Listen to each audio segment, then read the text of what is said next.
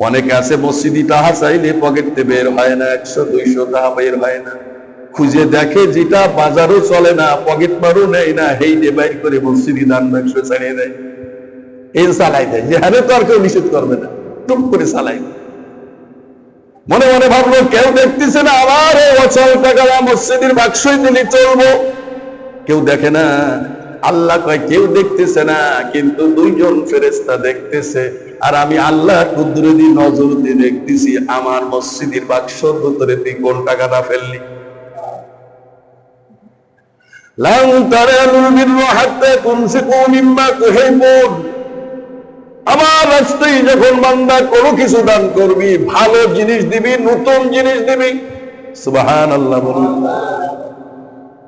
নতুন জিনিস, ভালো জিনিস আমি আল্লাহর রাস্তায় দান করবি।